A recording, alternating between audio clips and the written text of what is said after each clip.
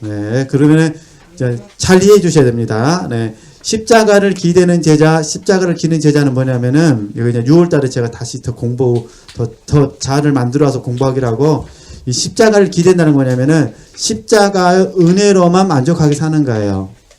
예, 십자가에서 주는 혜택만 받고 싶은 거예요. 혜택. 그죠? 그리고 십자가를 내가 안 지겠다는 거죠. 쉽게 말하면 이런 부분이에요. 자녀가 부모를 사랑하지 않고, 부모가 주는 혜택만 받고 싶은 거예요. 그죠? 이건 이제 십자가를 기대는 제자예요.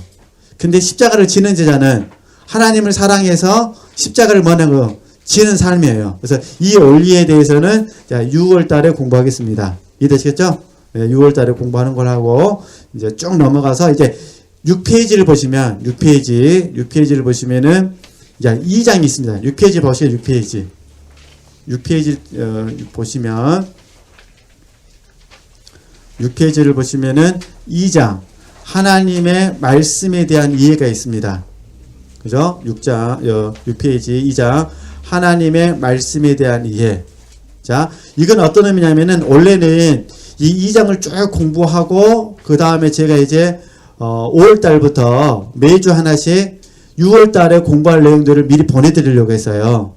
그렇죠. 잠깐 설명해야 돼요. 그래서 제가 보시면은 이제 하나님의 말씀에 대해서 6가지로, 이거 더 많이 있습니다. 많이 있는데, 영성 형성을 위해서 우리가 6가지 말씀으로 봐야 되는데, 6페이지 첫 번째 보시면은, 하나님의 말씀은 생명입니다. 보이시죠? 하나님의 말씀은 생명입니다. 이 부분은 이제 6월 달에 와서 제가 강의해 드리고, 이 부분은 6월 달에 와서 집중적으로 제가 강의를 해드릴 테니까 그냥 참고하시면 되시고 8쪽을 보시면은 하나님의 말씀은 권능입니다가 있어요.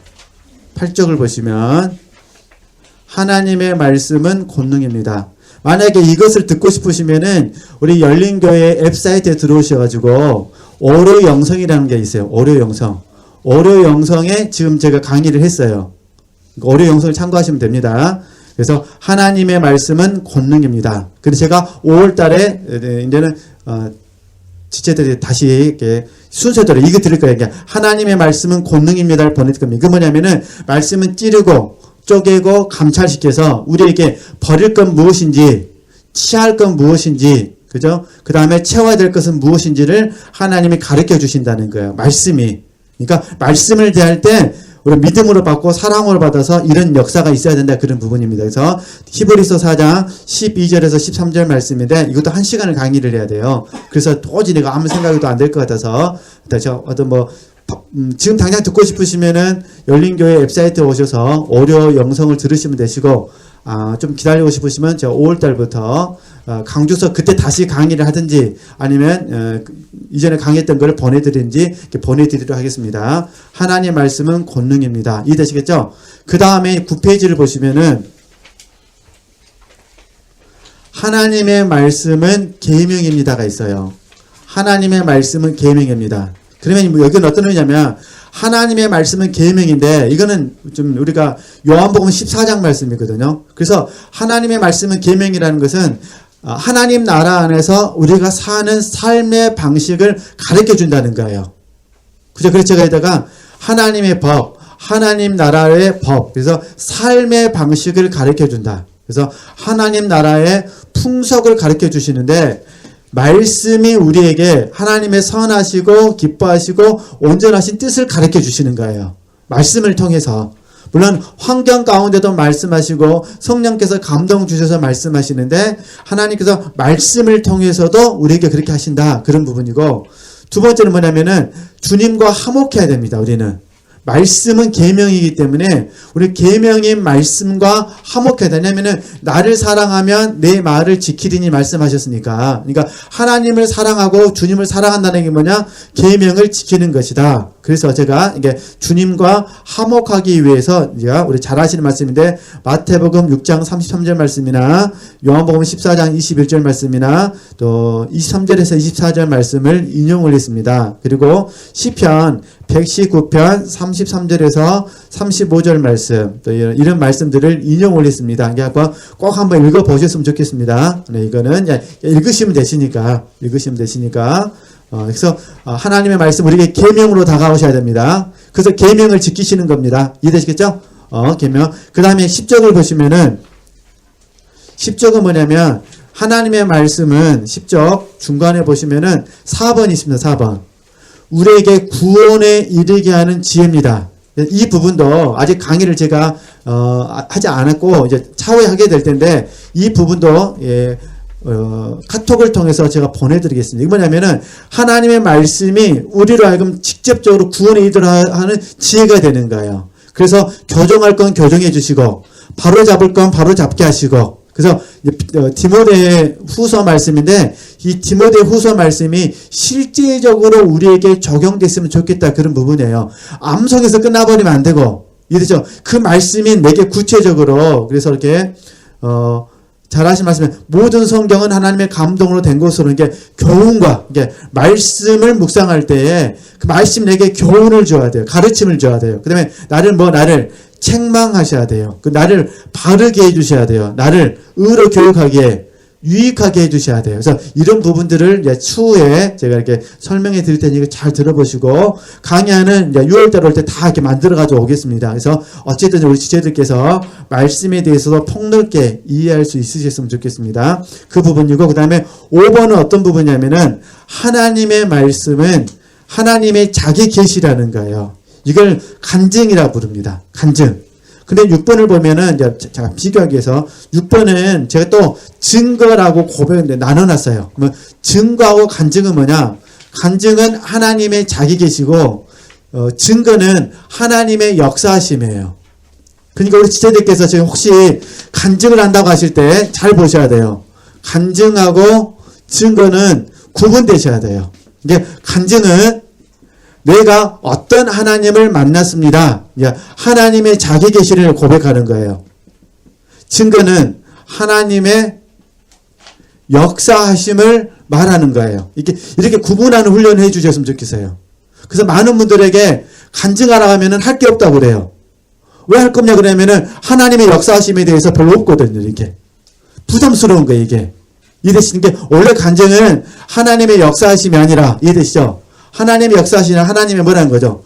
간증이에요. 우리가 어제 시편 63편 공부했잖아요. 하나님은 나의 하나님이십니다. 그 말이죠. 이거는 자기 계시잖아요. 그러니까 다윗에게 하나님은 누가 하나님이에요? 나의 하나님이에요. 근데 다윗은 지금 광야에서 도망다니고 있거든요. 환경이 하나도 달라지지 않아서 이게 하나님의 역사하심은 없다는 거예요.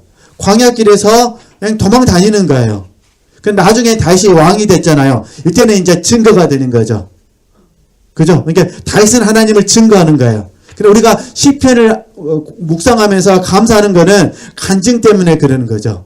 내가 비록 고난 가운데 있지만 하나님은 나의 하나님이십니다. 나의 선하신 하나님이십니다. 목자이십니다. 그러잖아요. 그분은 주의 날개로 나를 품어주시는 하나님이십니다. 이렇게 우리가 하나님에 대해서 고백한다는 거죠. 그래서 이렇게 한번 구분해 보시면서 공부하셨으면 좋겠다, 그런 부분이에요. 그죠? 그냥 우리가 성경 읽고 묵상하면서 좋다라고 끝나시면 안 되고, 그러면은 내가 구원에 이르지를 못합니다.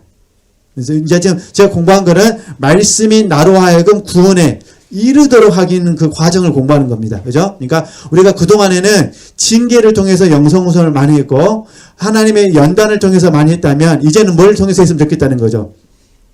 말씀을 통해서 했으면 좋겠다는 거야. 말씀을 읽는 순간에 깨달음이 와가지고 내 실제가 돼버리는 거예요. 하여튼 간증, 증거 아시겠죠? 뭐 복잡하면 그냥 잊어버리시면 됩니다. 그냥 자기 계시만 하시면 돼요. 그러니까 다시 우리가 이제 뭘 간증해야 되냐면은, 내가 오늘 하나님 말씀을 통해서 이런 하나님을 깨달았습니다. 이런 하나님을 만났습니다. 그 하나님이 나를 오늘 또 뭐 해주셨습니다? 붙들어 주셨습니다. 이걸 간증하셔야 돼요. 그러니까 이해되시겠죠? 우리는 증거는 있는데, 증거는 웬만하면 말씀 안 하시는 게 좋아요. 사실 날마다 살고 계시는 게 증거죠. 안 그러신가요? 앞차를 받을 뻔했는데 받지 않고 딱 하나님이 붙들어 주셔서 감사. 티켓 뛸 뻔했는데 티켓 안 띄어서 감사. 안 그러신가요? 그건 이제 증거가 된 증거. 하나님의 나를 붙들어 주시니까. 이해되시죠? 예. 근데 사람들은 그런 것에 대해서는 잘 말 하려고 하진 않거든요. 특별한 거. 우리 아들이 서울대 갔다. 그러면은 간증 안 시켜도 간증해버리잖아요. 이렇게. 예. 이제 그런 부분들은 조심하셔야 될 부분이니까. 그래서 저는 이제 우리 지체들께서 증거를 하셔도 되고, 뭘로 하셔도 되고요. 간증을 하셔도 되는데, 이왕이면은 간증과 증거. 굳이 이렇게 공부 안 하셔도 됩니다. 단지 이렇게 구분해 드리는 거는 저와 여러분이 날마다 삶을 사시면서 하나님에 대해서 체험을 하셨다면, 이 체험이 간증인지 증거인지를 구분하면서 묵상하시면은 좀 도움이 되겠다. 이게 제가 제 자신을 보니까 좀 더 도움이 되더라. 그런 부분이에요. 이게 저는 이제 간증할 때는 사실 이제 우리 한국분 이걸 전부 포함해서 간증이라고 그러죠. 저 같은 경우는 증거는 별로 잘 안 하려고 하고 뭘 많이 하려고 하죠. 간증을 많이 하려고 하죠. 왜냐면 내가 만난 하나님, 내가 깨달은 하나님, 또 성경에서 학습한 하나님, 또 성령 하나님께서 생각나게 하신 하나님, 성령 하나님께서 가르쳐 주신 하나님, 이런 것들에 대해서 간증을 하는 거죠. 그죠? 그러니까 그렇게 하시고 우리 지체들께서도 한번 이렇게 적용해 보시고 또 설교하시는 우리 목사님들께서도 설교할 기회가 생기시면은 간증이라는 데에 맞춰서 하나님, 내가 만난 하나님을 이렇게 말씀하신다면은 앉아 계신 분들에게 좀 더 설득력이 있게 되는 거죠. 그죠? 그렇게 아시고 적용하시라고 미리 이제 구분했고요. 그러면 이제 10페이지 다시 천천히 나눠 설명하도록 하겠습니다. 5번부터 다시 이제 이렇게 중요한 부분을 말씀드렸으니까 이제 개념 정리만 같이 읽겠습니다. 5번.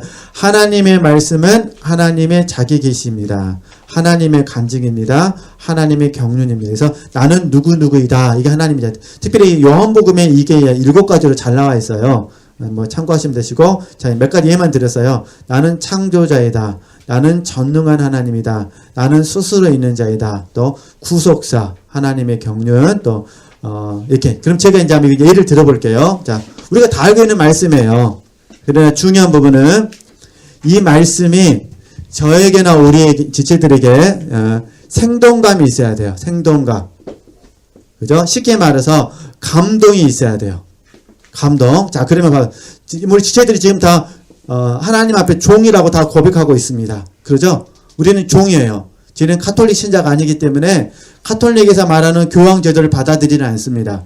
우리는 다 종이에요. 종. 이해되셨죠? 종. 근데 봐보세요. 우리는 종인데 이 종이란 부분에 있어서 우리 지체들께서 한번 이제 이 자기 계시라는 입장에서 바라봤을 때 우리 지체들이 하나님과 나와의 관계성 안에서 이 종됨에 대한 인식이 정말 나를 감동시키고 있는지가 이게 중요한 거예요. 우리가 종인지 다 알아요. 저도 알고 있고 지체들도 알고 있고. 그렇죠? 근데 중요한 건 뭐냐면은 하나님의 자기 계시를 통해서 정말로 내가 왜 그분의 종인지에 대한 감동이 있어야 된다는 거예요. 그렇죠? 내가 왜 종인가? 그렇죠? 그럼 이제 우리 지체자 첫 번째 이렇게 대답할 수 있죠. 예수님이 나의 주인이시니까 종이다 이렇게 말씀하셨죠. 그죠? 주인이시니까 주권자라는 뜻이잖아요. 그래 그분이 나의 주권자이시기 때문에 나는 그분의 종이야. 그러면 지식을 알게 됐어요. 근데 문제는 뭐냐? 이 지식이 지체되는 마음을 뭐 하셔야 돼요? 감동이 되셔야 돼요. 마음을 울려야 돼요. 그죠? 그래야 종이 즐겁잖아요.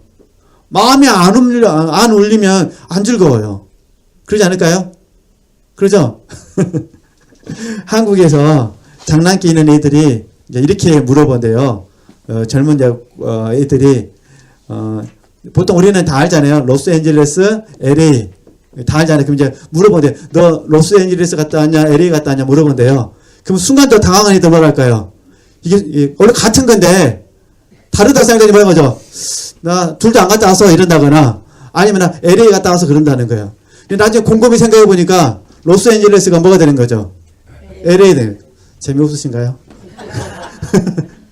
난 재밌어라고 하셨는데. 그래서 장난삼아 놀릴 때 이렇게 놀린다는 거예요. 너 LA 갔다 와봤냐? 로스앤젤레스 갔다 와봤냐? 물으면 순간적으로 당황해가지고 혼동한다는 거죠. 사실은 이게 같은 개념이죠. 그럼 봐보세요. 많은 사람들이 생각하는 LA하고 이제 강주에 계신 많은 사람들이 생각하는 LA하고 제가 생각하는 LA 한인타운하고 느낌이 같을까요, 다를까요? 달라요. 그죠? 늘 듣는 LA지만은 달라요. 특별히 여기에 말씀을 전하러 올 때는 더 달라요. 그죠? 이게 늘, 요즘은 이제 국제시대 돼가지고 LA 이야기 그냥 바로 한국에 들어오고 또 한국 이야기 바로 LA 들어오잖아요. 그러듯이 그냥 늘 이게 제가 좀만 신경 쓰면 LA 이야기 다 들을 수 있습니다. 전부는 아니지만 핫 이슈 같은 경우는 들을 수 있습니다. 근데 문제는 뭐냐? 그럴 때 그때하고 여기 강의하러 들어올 때하고는 느낌이 달라요. 같은 LA여도 제 안에서 다가오는 감동은 다르다는 거예요. 그러면 종은 날마다 들어요, 우리가. 그러죠? 늘 듣는 종의 개념하고 성령께서 정말 하나님이 누구신지 계시해 주셔가지고 내가 종을 인식한 거는 같을까요, 다를까요? 다르다는 거예요. 완전 달라요. 눈물이 있는 것과 없는 것의 차이점이에요. 그러니까 감동받은 것과 감동 없는 것의 차이점이에요. 그렇죠? 그러니까 다시 잘 이해해 주셔야 됩니다. 그래서 지체들께서 종이라는 개념을 묵상하실 때 정말 예수님께서 나의 누구시다. 내가 중요하면 돼. 그래서 내 주인이시다. 내 주권자시다라는 딱 고백이 되면 나는 바로 뭐가 나요? 나는 그의 종이 되는 겁니다. 이렇게 관계가 다시 한번 내게 감동으로 다가오는 것입니다. 그죠? 주권자. 그러면 여기 이제 또 두 번째 창조자 같은 의미잖아요. 그분은 나의 창조자이시잖아요. 그럼 나는 그분의 피조물이면서 동시에 뭐가 되는 거예요? 나는 그분의 종이 되는 거죠. 그래서 우리가 하나님의 창조자이십니다라고 고백하면 내 안에는 1초 만에 종의 의식이 돼야 돼요. 이게 신을 벗는 거예요. 신. 즉각적으로 신을 벗어야 되는 거예요. 이해되시겠죠? 우리가 순간적으로 신을 안 벗으면 이게 내가 주인 돼버립니다. 금방 주인 돼버립니다. 주인. 그래서 내 마음대로 하고 싶은 거예요. 그래서 딱 깨닫는 거예요. 아, 그분이 주인이야. 그러면 얼른 신을 벗어야 돼요. 그 말 뭐냐? 나는 바로 뭐가 되는 거죠? 종이 되는 거예요. 그래서 종은 순종이야. 그죠? 이것저것에 대해서 내가 신경 쓸 것 없어. 그러니까 모든 일을 행한 후에, 그죠? 나는 무익한 종이라 이렇게 말하잖아요. 맞아, 나는 무익한 종이야. 이렇게 인식이 돼야 돼요. 순간적으로. 할 수만 있으면 그냥 1초 만에 딱 이렇게. 그죠? 그러니까 주인이란 말 들을 때마다 종, 창조주란 말을 들을 때마다 뭐라고? 나는 그분의 피조물로서 종된 자로서 딱 내려워지는 거예요. 이제 그때마다 신을 뭐 하셔야 돼요? 벗으셔야 돼요. 그죠? 그 다음에 이제 세 번째가 뭐냐면은 이 구속주. 그죠? 구속받았다는 부분은 어떤 부분이냐면은 예수님께서 저와 여러분을 피로 값주고 사셨다는 의미가 있어요. 이게 피로 값주고 사신 거예요. 그러니까 그래서 우리가 종이 되는 겁니다. 그렇죠? 그러니까 우리 구속주라고 부르면 우리가 구원의 감격을 누려야 되는데 구원의 감격을 누릴 뿐만 아니라 어떤 마음을 가져야 돼요? 나는 그분의 종이다. 그분이 나를 피로 값주고 사셨으니까 얼른 종의 자리로 내려오게 되는 거죠. 우리가 그분의 뜻대로 바르게 살아되지 못한 것은 우리의 부족한 부분이지만 그러나 신분은 아니고 위치라는 부분에서는 지위라는 부분에서는요 얼른 우리가 종으로 내려와야 돼요. 그래서 내 주 예수 그리스도를 아는 지식 그 안에서 나는 바로 누가 되는 거죠? 종이 되는 거예요. 그 우리는 소원하는 겁니다. 무익한 종이 되고 싶습니다. 이렇게 하는 거죠. 근데 우리는 무익한 종이 아니라 유능한 종이 되고 싶어요. 화려한 종이 되고 싶어요. 인정받고 싶은 종이 되고 싶어요. 꼬리는 안 되고 뭐가 되고 싶죠? 머리가 되고 싶어요. 그래가지고 그냥 왜 나는 머리가 안 되냐고. 이게 사실 머리는 누가 되셔야 되는데 주님이 되셔야 되는데 그래서 나는 무익한 종이 되는데 그러다 보니까 작은 일에 충성 안 하려고 그래요. 이름 없고 빚도 없는 것에는 충성 안 하려고 하고 화려하고 이름이 있는 것에는 충성하려고 하죠. 그러면 안 된다 그런 부분입니다. 그렇죠? 그러니까 우리 지체들께서 혹시 제가 드리는 부분이 다 하시는 거잖아요. 다 하시는 건데 동의되시면은 이렇게 묵상을 하셔야 돼요. 그죠? 너무 쉽잖아요. 아, 주 묵상할 때 난 누구다? 그분의 종이다. 그죠? 창조주 묵상할 때마다 나는 그분의 피조물이도 동시에 종이다. 그분의 구속을 묵상할 때마다 구원에 감격할 뿐만 아니라 피로 값주고 사신 예수 그리스도. 그분이 나를 피로 값주고 사신 거예요. 그러니까 나의 권리는 누가 갖고 계신 거죠? 주님이 갖고 계신 거죠. 그래서 잘 아시는 것처럼 요셉이 보디발의 집에 팔려갔잖아요. 이게 요셉의 권리는 누가 갖고 있는 거죠? 보디발이 갖고 있는 거예요. 그렇죠? 요셉이 나중에 총리가 됐습니다만 그래도 이름이 좋아서 총리지, 나 사실 알고 보면 종입니다, 종. 청직이죠, 청직이. 바로 왕의 마음만 바꿔먹으면 한순간에 그냥 이름 없이 빛 없이 사라지는 겁니다. 그렇죠? 그러니까 그것이 이게 우리의 위치라는 부분이에요. 이거 어쨌든 그렇게 아시고 묵상하셨으면 좋겠다. 그래서 제가 이제 자기 계시란 부분을 이런 방법으로 묵상할 수 있다. 그런 부분입니다. 그러면 또 하나님은 목자이시다. 그럼 우리는 뭐가 되냐? 그분의 양이 되는 거잖아요. 이게 자기 계시죠.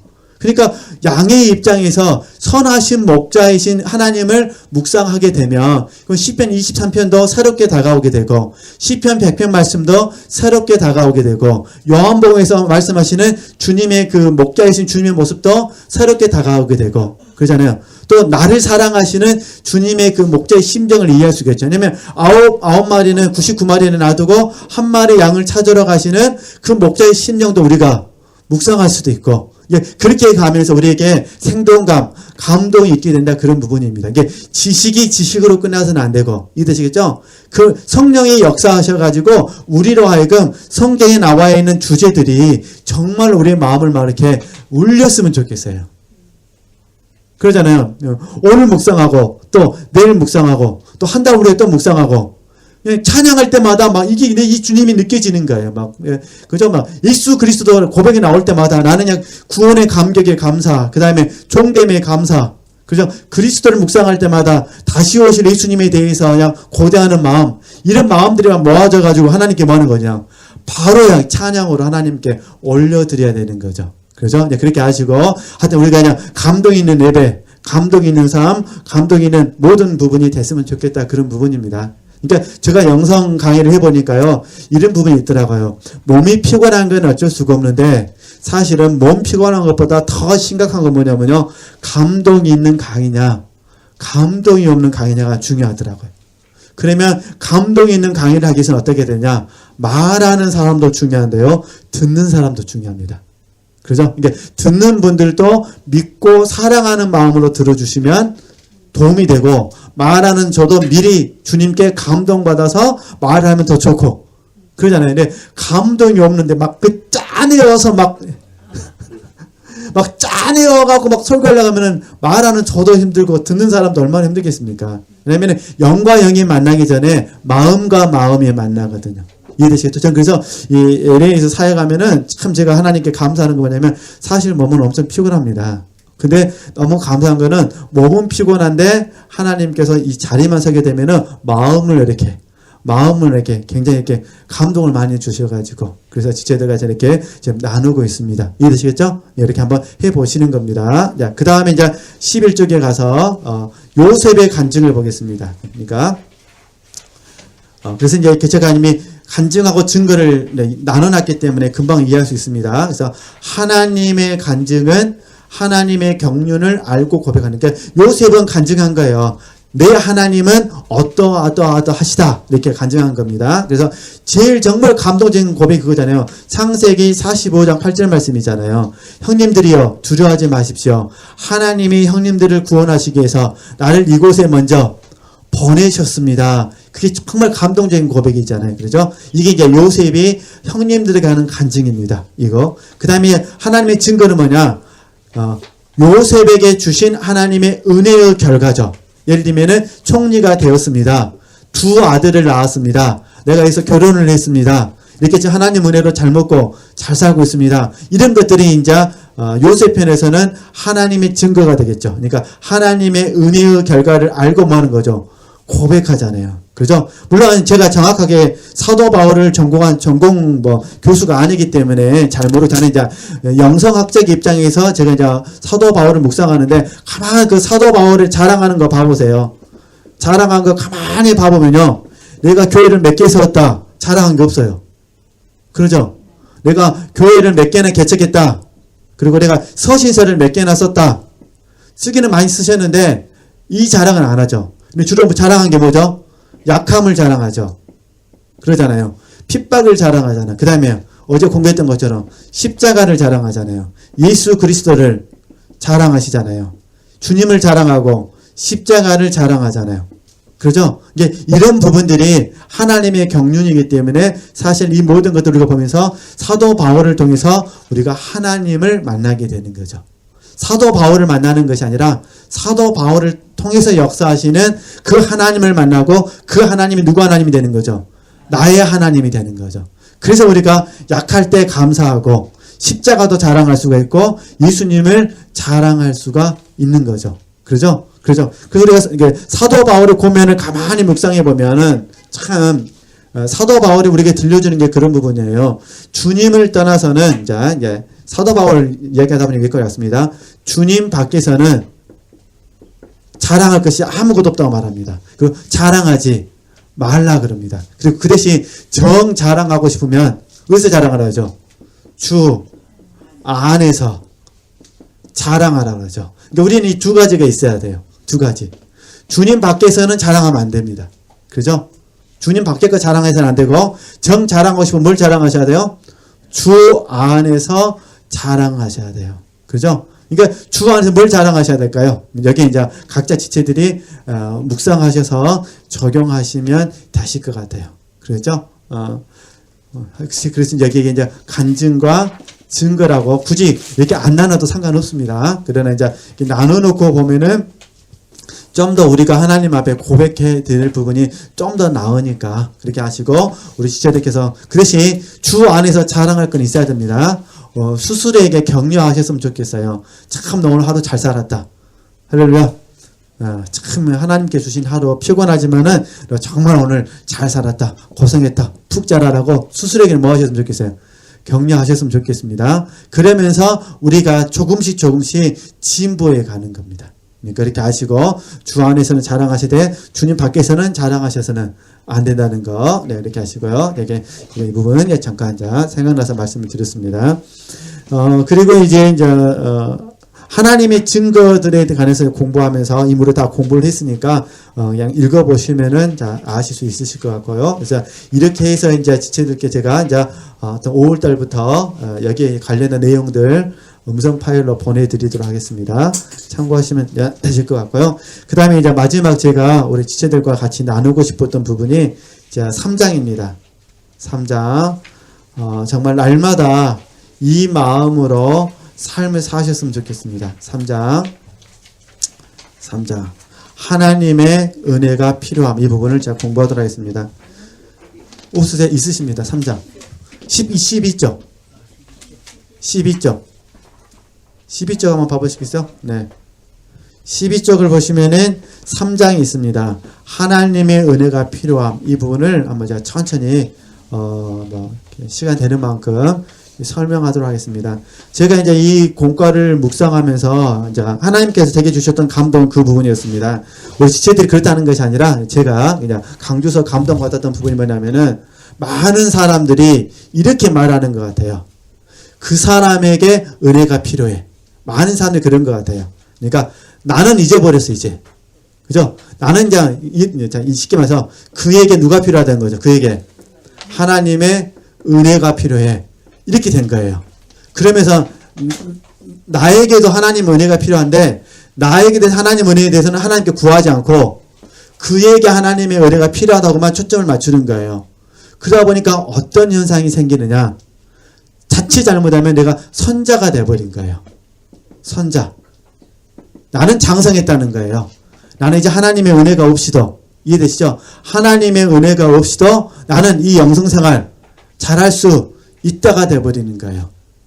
이게 아니다 그런 부분입니다. 그러니까 다시 나에게 하나님의 은혜가 필요하고 그에게 하나님의 은혜가 필요하다는 거. 이게 잘못 적용되면 어떻게 되느냐? 자, 그럼 제가 예를 들어볼게요. 우리 마음속에는 항상 탕자가 있고 탕자의 형의 특징이 있습니다. 우리 마음속에는. 그러니까 탕자의 하나만 말씀드리면 자기 사랑이고 탕자형은 자기의입니다. 자기의. 그래서 혹시 내가 자기를 사랑하는 이기적이거나 자기 중심적인 생각이 들어오면 다른 데 가면 안 됩니다. 얼른 누구에게 가셔야 돼요? 하나님에게 가셔야 돼요. 예수님에게 가셔야 돼요. 왜냐하면 내 안에 자기 사랑이 들어왔다는 것은 내가 지금 병들었다는 거예요. 지금 질병이 생겼다는 거예요. 영적으로 문제가 있다는 거예요. 근데 나는 주님께 안 가고 그에게만 주님께 가라는 거예요. 이해되시죠? 그러니까 나에게도 탕자의 마음이 있으면 그에게도 탕자의 마음이 있습니다. 그러니까 서로 탕자의 마음끼리 다퉜어요. 근데 뭐냐? 나는 괜찮다는 거예요. 너가 주님께 가가지고 너가 고침받으면 해결된다는 거예요. 그게 아니다 그런 부분입니다. 그의 문제가 아니라 누구 문제라는 거죠? 내 문제예요. 얼른 그보다 내가 먼저 주님께 가야 됩니다. 얼른 주님께 가서 하나님 내가 또 자기 사랑에 사로잡혔습니다. 하나님이 이 자기 사랑이 나를 너무너무 지금 영적으로 문제가 있게 만듭니다. 하나님 이 질병을 하나님 앞에 내려놓으니 하나님 나를 치료하여 주시옵소서. 이게 하나님의 은혜 없이는 하나님의 은혜가 지금 누구에게 필요합니다? 나에게 필요합니다. 얼른 가셔야 돼요. 이건 날마다 적용하셔야 돼요. 그래도 어떤 날은 내가 마음에 탕자 형의 마음이 생겼어요. 그래가지고 내 주변에 탕자들을 바라보니까 속상한 거야. 그죠? 그러니까 내 주변에 탕자를 바라보면서 나도 모르게 자기 의가 들어와서 판단하거나 비난하고 있어요. 근데 얼른 어떻게 될까? 얼른 그냥 탕자를 탓할 것이 아니라 얼른 하나님께 가셔가지고 하나님 나는 하나님의 은혜가 필요합니다. 나는 정말 하나님의 은혜가 없이는 이 탕자 형의 마음을 버릴 수가 없습니다. 하나님 이 마음을 뭐하게 하옵소서? 버리게 하여 주시옵소서. 그러잖아요. 그래서 우리가 항상 저는 이 두 관점 속에서 제 자신에게 적용합니다. 그러죠. 물론 할 수만 있으면 저와 여러분이 아버지가 되면 좋죠. 아버지처럼 자비의 마음으로 항상 충만하면 좋은데 그러지가 못해요. 항상 충만하면 좋겠어요. 그냥 내 마음에 자비만 있었으면 좋겠어요. 국률의 마음만 있었으면 좋겠는데 이게 안 되는 거예요. 그냥. 어떤 사람을 만나면 자비의 마음이 나가는데 어떤 사람을 만나면 자기 사랑이 나가고 어떤 사람을 보면은 막 자기 의가 나가요. 그냥. 제가 갖는 소원이 그런 부분이에요. 일단 섬기려고 마음을 먹었으면 뭐 하는 거죠? 아낌없이 섬겼으면 좋겠다. 근데 잘 안 돼요. 뭐가 있으니까요? 자기 사랑이 있거든요. 그러잖아요. 그래서 이때 그 사람을 탓하면 안 됩니다. 얼른 누구한테 가자. 나는 하나님의 은혜가 필요합니다. 하나님의 자비가 필요합니다. 라고 얼른 적용해 주셔야 됩니다. 그러니까 이게 이제 넓은 의미에서 봤을 때 그래서 저는 이 원리 안에서 바라보니까요. 이제 깨달은 부분이 있어요. 아, 맞구나. 나는 주님 없이는 정말로 아무것도 아니구나. 그래서 우리 지체들에게 이런 고백들이 자주 나올 거예요. 자, 지금 이제 오랫동안 훈련하셨기 때문에 주님은 나의 모든 것입니다. 이런 고백들이 잘 나오실 거예요. 주님, 당신은 나의 모든 것입니다. 이렇게 못 살더라도 고백하셔야 됩니다. 이해되시겠죠? 고백해야 사라질 수가 있습니다. 그러니까 주님, 당신은 나의 모든 것입니다. 그죠? 그러니까 나는 주님으로 만족합니다. 충분합니다. 늘 이렇게 고백해 주셔야 돼요. 그래야 무익한 종이 됩니다. 우리는 아차하면은 결과를 생각해요. 아차하면은 혜택을 생각합니다. 그죠? 인간관계도 사실은 혜택 때문에 만나면 슬퍼요. 그래도 뭐 안 만난 것보다 나으니까 만나죠. 어차피 인간은 혼자 살 수가 없으니까 서로 도와주고 섬기고 살아야 되니까. 근데 이기적인 사람은 혜택만 받으려고요. 그 사람에게 혜택이 되면 만나고 혜택 안 나면 안 만나요. 그래서 좀 슬프죠. 우리는 존재가로서 만나고 싶은데 그러잖아요.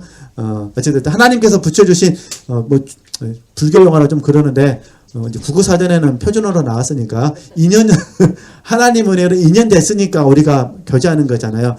여기 와갖고 뭐 은혜 받아서 줘 이러면 안 됩니다. 하나님이 만나게 하셨으니까 하는 거죠. 우리는 계속해서 만나야 됩니다. 그렇죠? 그러니까 주님은 나의 모든 것입니다. 나는 주님으로 충분합니다. 날마다 이렇게 고백해 주셔야 됩니다. 하나님의 은혜가 없이 나는 하루도 살 수 없습니다. 이렇게. 네. 그러면 동시에 나는 어떻게 될까요? 나는 주 안에서 모든 것이 주님이니까 나는 아무것도 아닙니다. 이렇게 이제 고백이 돼야 되죠. 그죠? 난 주 안에서 아무것도 아닙니다. 그러니까 나는 없고, 이게 주 안에서는 아무것도 아닌 거예요. 이게 나는 없고 누구만 있는 거지. 이게 나는 없고 자아상실. 나는 없고 누구만 있는 거죠. 주님만 계시는 겁니다. 이걸 저희들이 자아상실이라 부르는 거예요. 그죠? 그러니까 우리가 이 고백을 하나님께 많이 해드리는 거예요. 그죠? 나는 정말 하나님 당신의 은혜가 없이는 나는 아무것도 할 수가 없습니다. 하나님의 은혜를 거둬가시면 나는 대번에 넘어집니다. 그러잖아요. 그러니까 하나님의 은혜만을 의지할 수밖에 없는 거예요. 물론 이제 우리 영어 성경이나 언어 성경은 어떻게 나오는지 모르지만 하여튼 우리가 가지고 있는 개역 한글 성경에는 하나님의 은혜가 나와 뭐라 하죠? 함께 하심이라 그러잖아요. 그러니까 하나님의 은혜가 나와 함께 하시니까 우리가 지금 이 모양으로 살고 있는 거예요. 하나님의 은혜가 함께하지 않으면 어떻게 될까요? 탕자가 나오거나 탕자의 형이 나옵니다. 그래가지고 금방 인간관계가 그냥 복잡해집니다. 그러니 하나님의 은혜가 우리를 붙들어 주시니까 탕자의 마음도 없어지고 탕자 형의 마음도 없어지고 아버지의 마음이 들어오는 거잖아요. 그래서 내가 아니라 예수 그리스도께서 나를 통해서 그 사람에게 자비를 베풀잖아요. 그 사람에게 긍휼을 베풀잖아요. 그 사람에게 착한 일을 하잖아요. 그죠? 이게 내가 했습니까? 주가 했습니까? 주님이 하신 거잖아요. 이게 주님이 내 육체 가운데 나를 통해서 내 육체를 통해서 하게 하신 거죠. 그렇죠? 그러니까 모든 사도들보다 더 많이 수고했어도 이 또한 하나님의 뭐가 하나님의 은혜가 된 거죠. 그러니까 우리도 그런 고백이 날마다 있으셨으면 좋겠다. 그런 고백입니다. 그러니까 어쨌든 탕자의 마음 생길 때마다 주님에게 가시고 탕자의 형의 마음이 생길 때마다 얼른 주님에게 가셔야 됩니다. 예, 이런 의미에서 먼저 말씀을 드렸고요. 근데 이제 로마서 5장 말씀으로 봤을 때 이런 마음이 들었을 때 얼른 우리 지체들이 하나님의 은혜를 구하셔야 됩니다. 첫 번째 그 부분이 제가 이제 온전함 완벽전 다 미리 말씀드렸으니까 그 12절 보실까요? 12절을 보시면은 온전함하고 완벽함 보이시죠? 우리 교재 12쪽에 보시면 근데 이건 제가 다 말씀드렸으니까 한번 읽어보시면 됩니다. 그래서 제가 다 정리해 드렸으니까요. 이렇게 참고하시면 되시고 그 다음에 이제 13쪽을 보시면은 제가 크게 6가지 부분에 있어서 성령의 감동하심 가운데 경험됐던 부분들을 적용해 봤습니다. 우리에게 이렇게 느껴질 때 얼른 하나님의 은혜가 필요하다 생각하시고 하나님에게 가셔야 됩니다. 그죠? 하나님의 은혜를 더욱더 구하실 수 있었으면 좋겠다. 그런 부분입니다. 그래서 첫 번째가 뭐냐면은 약할 때입니다. 약할 때. 이게 지금 로마서 5장에 있는 말씀이에요. 우리가 약할 때 그리스도께서 우리를 위해 십자가에 돌아가셨다. 그런 부분이에요. 그러니까 저와 여러분이 1번 약함을 느낄 때, 약할 때, 약할 때, 얼른 어디로 가셔야 돼요? 하나님께. 그래서 하나님의 은혜를 구하셔야 됩니다. 우리 지체들께서 날마다 혹시 약함을 경험하신다면 얼른 하나님의 은혜를 구하셔야 돼요. 하나님을 하여튼 지체들께서 기도하시든 묵상하시든 마음으로 의지하시든 어떤 형태가 됐든 간에 하나님의 은혜를 구하셔서 정말 약할 때일수록 더욱더 하나님의 보호하심을 그죠? 하나님의 보호하심을 우리 지체들이 구할 수 있으셨으면 좋겠습니다. 그래서 우리가 할 수만 있으면 시편 57편 말씀처럼 주의 날개 그늘 아래 피하는 법을 배우셔야 됩니다. 그러니까 약함을 경험할 때 딱 먼저 누가 생각나야 돼요? 주님이 생각나셔야 돼요. 그죠? 약함을 경험할 때 이렇게 약할까 하면서 약한 나를 바라보시면서 절망하시면 안 되고 그죠? 딱 약할 때 누굴 얼른 버리셔야 돼요? 누구? 주님을 보셔야 됩니다. 그래서 죽게 가는 법을 배우셔야 돼요. 특별히 이 약함을 경험할 때 우리가 환경에 환란이 있을 때 그죠? 환란 가운데 약함을 경험할 수도 있습니다. 정말 상상하지 못했던 환란이 우리에게 찾아올 수도 있습니다. 그럼 우리 힘으로는 환란을 이겨낼 수가 없어요. 그럼 어떻게 해야 될까요? 환란이 지나가기까지 우리가 주님께 피하는 법을 배워야 됩니다. 그렇죠? 우리 힘으로는 환란을 이겨낼 수가 없으니까. 그러니까 환란이 없어질 때까지, 환란이 사라질 때까지 주의 날개 그늘 안에 들어가서 그걸 하여튼 시편 말씀하면 재앙이 지나기까지이죠. 재앙이 지나가기까지 주의 날개 그늘 안에 내가 피하겠습니다라는 고백처럼 그건 배워야 돼요. 그러니까 어떤 환란은 우리가 극복해야 되지만 어떤 환란은 정말 우리가 극복하기 어려운 환란이 있습니다. 그러잖아요. 그래서 우리가 야고보서 말씀 보더라도 영적 시련에 있어서 온전히 기뻐하라 그러잖아요. 하나님께 지혜를 구하라 그러잖아요.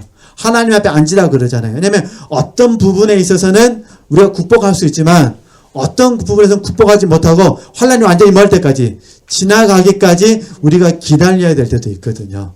그러니까 그 경우에 따라서 경우에서 그럼 어찌됐든 사도 바울의 고백처럼 약할 때 곧 내가 강함이라고 그랬잖아요. 그러니까 우리 지체들께서 이렇게 하시고 환란 가운데 정말 약함을 경험하실 때 다른 데로 가시면 안 됩니다. 나는 하나님 은혜가 없이는 아무도 어떻게 할 수가 없습니다. 하나님의 은혜로 나를 보호해 주시옵소서. 하나님의 은혜로 함께 하셔서 하나님 나를 지켜 주시옵소서라고 고백하셔야 됩니다. 그죠? 저는 그래서 개인적으로 참 이런 사도 바울의 고백을 묵상할 때마다 제가 여러 번 말씀드렸는데 고린도후서 1장 8절에서 9절 말씀을 종종 묵상하게 됩니다. 쉽게 말해서 자기를 의뢰하지 말고 오직 하나님만 의뢰하라. 자기를 의뢰하지 말라는 거예요. 그죠? 자기를 의지하지 말고 누굴 의지하라는 거죠? 하나님만 의지하도록 하기 위해서 하나님이 이런 은혜를 주셨다는 거예요. 그죠? 물론 그 앞에는 사도 바울이 산 소망이 끊어졌다 그러잖아요. 아시아에서 당하는 환란이 너무 커가지고 산 소망이 끊어졌다는데 어쨌든 우리도 이렇게 하시고 한번 약할 때 하나님의 은혜를 더욱더 사모하셔야 됩니다.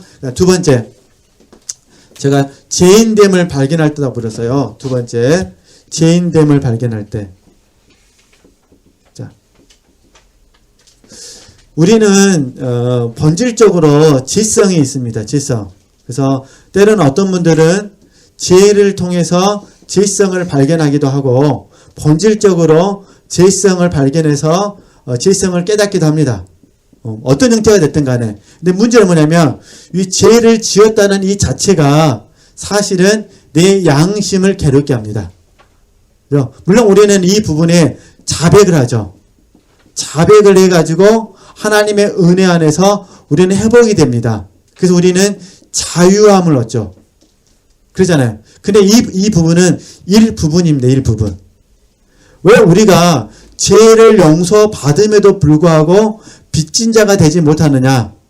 그죠?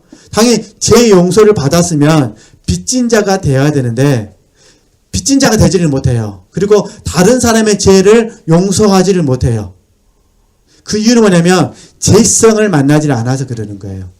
죄의 본성을 만나지 않았거든요. 근데 이 죄의 본성을 얘기하면서 신학적으로 설명을 보고 있지만 저는 이제 이 죄성보다는 죄인됨이라고 제가 깨달았어요.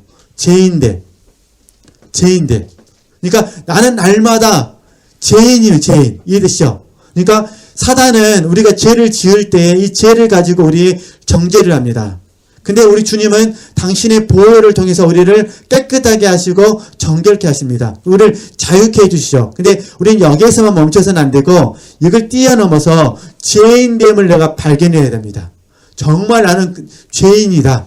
그러면 죄인됨을 발견하면 어떻게 되냐? 당연히 하나님의 은혜를 구해야 되잖아요. 그죠? 죄인이기 때문에 나는 하나님의 은혜를 구합니다. 그렇죠? 이게 자백이잖아요. 하나님의 은혜를 구하면 어떻게 되냐? 그럼 여기서 구주이신 예수님이 내 안에서 굉장히 막 감동이 됩니다.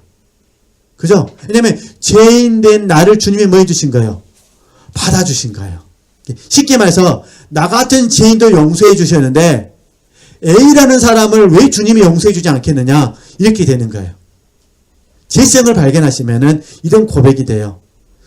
죽고 썩을 수밖에 없는 나 같은 사람도 하나님이 십자가 은혜로 구원해 주셔가지고 이해되죠? 지금 이 모양으로 만들어 주셨는데 그러면 그 사람도 하나님의 은혜 주시면 뭐 할 수 있다는 거죠? 나보다 훨씬 더 훌륭한 사람이 될 수 있다라고 이렇게 바뀌어야 된다는 거예요. 그리고 우리는 거기까지 나가지를 못하죠. 그 이유가 뭐냐면 죄인됨을 날마다 인식하지 못해요. 그래서 제가 죄인됨을 발견한다고 그랬습니다. 우리는 어찌하든지 저와 여러분요 죄를 지음으로 말미암아 죄의 용서를 받아야 되지만 동시에 죄인인 나를 뭐 해주시는 죄인인 나를 용납해 주시는 그 주님을 만나야 돼요. 그러니까 죽고 썩을 수밖에 없는 우리 인생을 지옥에 갈 우리 인생을 하나님이 지금 이렇게 하나님의 나라에 들어갈 수 있는 인생으로 변화시켜 주신 것도 감사한데 이렇게 또 조금이나마 주의 나라에 참여할 수 있도록 은혜 주신 하나님께 감사하듯이 이해되시죠? 그러면 다른 사람에게도 하나님의 그러한 은총을 뭐는 거죠? 베풀어 주실 수 있다라는 마음을 가지고 우리 도고 기도를 해야 되는 거죠. 어쨌든 그럼 이제 그의 문제를 따라서 내 문제로만 적용하면 지체들이 죄인됨을 발견하시면 얼른 어디로 가셔야 돼요? 하나님의 은혜를 구하셔야 됩니다. 하나님의 은혜를 구하시면 이제 뭐가 되는 거죠? 그분은 나의 누가 되시나요? 나의 구주가 되신다는 거예요.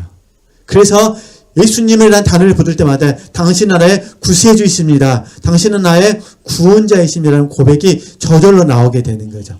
그죠? 그러니까 이 원리 안에서 지체들이 한번 묵상하셨으면 좋겠습니다. 근데 사실은 섰다고 생각하신 사람들은요, 죄인됨이 발견되면 죄책감에 시달려요. 절대로 죄책감을 가지시면 안 됩니다. 또 죄책감을 갖지 않더라도 자기 비하에 빠집니다. 절대로 자기 비하에 빠지시면 안 됩니다. 자기 비하에 빠져서도 안 되고 죄책감에 빠져서도 안 됩니다. 물론 우리가 우월감에 빠져서도 안 됩니다. 우리는 뭘로 사냐? 우리는 믿음으로 삽니다. 우리는 믿음으로 살기 때문에 믿음 안에서 죄인됨을 발견하고 나의 구주를 발견하게 되는 거죠. 그래서 그분 안에서 나를 사랑하는 법을 배우셔야 됩니다. 이해되시겠죠? 그분 안에서 나를 사랑하셔야 돼요. 어쨌든 우리 지체들이 주 안에서 나를 많이 사랑하셨으면 좋겠습니다. 지금까지 못 살았냐 이러시면 안 됩니다. 그걸 보시면서는 7, 80년 동안 뭐하고 살았냐 이러시면 안 되시고요. 그냥 뭐 그렇게 살아봐야 후회해봐야 소용없습니다. 단지 오늘 딱 나의 스스로에게 이만큼이라도 잘 살아줘서 뭐하다고요? 고맙다 이렇게 할렐루야 이러셔야 돼요. 그죠? 네. 항상 그런 마음으로 사셔야 돼요. 자기 비하에 빠지시면 안 되고, 열등감에 빠지시면 안 되고, 자기 비하에 빠지셔도 안 되고, 우월감에 빠지셔도 안 됩니다. 우리는 믿음으로 사는 겁니다. 그죠? 이렇게, 네. 이렇게 사셨으면 좋겠고요. 네. 조금씩 교훈이 되기 위해서 자책하는 건 좋은데, 잘못하면은 과거에 얽매여서 삽니다. 그러면은 심각한 문제가 생기거든요. 절대 우리는 과거는 딱 끊어버리셔야 돼요. 이해되시겠죠? 우리는 오늘을 살고 내일을 삽니다. 과거는 돌이킬 수가 없잖아요. 근데 오늘 잘 살면 내일 우리가 주 안에서 존귀한 자로서 삶이 회복이 되니까 그렇게 아시고 우리 지체들께서 하여튼 오늘 내일 이 부분에 충실하셨으면 좋겠다 싶어서 말씀을 드렸습니다. 그 다음에 혹시 우리 지체들께서 마음속에서 구원의 즐거움, 감격이죠. 구원의 즐거움이 조금씩, 이게 많이는 아닌데 조금 상실되어져서 이 구원의 감격에 대해서 무디어졌다고 느껴지면, 이해되시죠? 좀 내 마음이 메말라져가지고 구원의 감격이 좀 무디어졌다고 느껴지면 얼른 어디로 가셔야 돼요? 하나님의 은혜를 구하셔야 돼요. 그죠? 하나님의 은혜를 구하셔야 됩니다. 그죠? 하나님이 우리에게 주신 하나님의 은혜가, 내 마음속에 있는 은혜가 절대로 꺼지면 안 됩니다. 이거 꺼지면 큰일입니다. 그냥 우리 안에는 하나님이 주신 은혜가 있어요. 십자가의 사랑이 있다는 거예요. 이 사랑이 좀이라도 이제 무뎌지려고 하면 얼른 어떻게 하셔야 돼요? 얼른 하나님의 은혜를 구하셔가지고 하나님 내게 다시 뭐 해주십시오? 이렇게 내게 회복시켜 주시옵소서. 구원의 감격을 회복시켜 주시옵소서라고 하나님의 은혜를 구하면요. 사실 우리가 딱 이 시간 순간에 구원의 감격이 회복이 됩니다. 그래서 이 찬송가가 좋은 거예요. 봉성가도 좋습니다. 복음성가도 좋고 찬송가도 좋습니다. 복음성가가 좋으시면 복음성가를 부르시고 찬송가가 좋으시면 찬송가를 부르시고 기도하시면요. 금방 다시 말해서 구원의 감격, 구원의 즐거움이 회복이 됩니다. 그죠? 제가 뭘 말씀드리냐면 점점 시간이 지나고 나면 사실 육체의 누림은 내게 별로 의미가 없어요. 그러면 우리는 뭘 누려야 되느냐? 생명을 누려야 돼요. 생명이 주님이시잖아요. 그래서 주님을 누리자 그 말이에요. 그죠? 내 안에 주님에 대해서 조금 무뎌진 거는 우리 사람이니까 어쩔 수 없죠. 사람인데 24시간 충만할 수는 없으니까. 그러나 내가 느끼기에 노란불이라고 느껴지면 빨간불까지 가시면 안 됩니다. 노란불 다음에 빨간불이니까 노란불이라고 느껴지면 얼른 뭐 하셔야 돼요? 얼른 신호로 받고 얼른 내가 하나님의 은혜를 구하셔야 돼요. 그래서 하나님 정말 구원의 감격, 구원의 즐거움. 그래서 사실 주일 예배 시간에는 감격으로 예배를 드려야 돼요. 누가 찬양을 인도하더라도 이해되죠? 찬양 가사가 얼마나 좋아요. 보혈 찬양. 그죠? 주님의 은혜를 드리고 결단하고 헌신하고. 그러니까 사실은 찬양 부를 때는요 표현을 못한다 하더라도 젊은 사람들은 손 들고 표현을 못한다 하더라도 마음은요 마음은 화답이 돼야 됩니다. 그렇게 하시고 그런다면 더 힘써 주셨으면 좋겠습니다. 이렇게 구원의 감격 중요하기 때문에 이렇게 그래서 스스로가 영성 관리를 이제 해주셔야 돼요. 내가 지금 내가 약함을 경험하고 있구나. 그러면은 얼른 주님께 가셔서 하나님의 능력을 더 의지해야 되고 그러잖아요. 그러니까 내가 할 수 없으니까 하나님 더 의지해야 되잖아요. 그렇게 적용하고 또 혹시 내가 죄인 됐다 깨달아지면 얼른 구주이신 주님을 묵상하면서 감사하고 내가 구원의 감격이 없어졌다고 여겨지면 얼른 뭐하고요? 다시 하나님의 은혜를 구해서 마음이 구원의 감격이 회복될 수 있도록 하고 이렇게 조절해 주셔야 하루하루 의미 있는 시간이 되지 않겠습니까? 그렇게 하시고 그 다음에 환난 가운데를 보게 되면은 이거는 아까 이야기했으니까 넘어가도 되겠죠? 환난 가운데 좋은 말씀이 지금 우리가 이미 암송하고 계시는 말씀이에요. 우리가 환난 중에도 뭐하나니? 즐거워하나니 그런 부분이에요. 그러니까 환난 가운데 어떤 사람이 즐거워하느냐? 환난 가운데 하나님을 의지하는 사람이 즐거워요. 그래서 환난이 있을 때 얼른 하나님의 은혜를 구하셨으면 좋겠습니다. 네, 그렇게 적용하시면 되실 거고 물론 하나님께서 우리에게 친히 역사하셔서 다시 우리에게 증거를 주실 때 당연히 우리는 감사가 되죠. 그러잖아요. 증거를 주실 때 당연히 감사가 됩니다. 근데 이제 그 조지 뮬러에게 잠깐 제가 은혜 받았던 부분 잠깐 말씀드릴게요. 조지 뮬러 그 책에 의하면은 그런 내용이 있더라고요.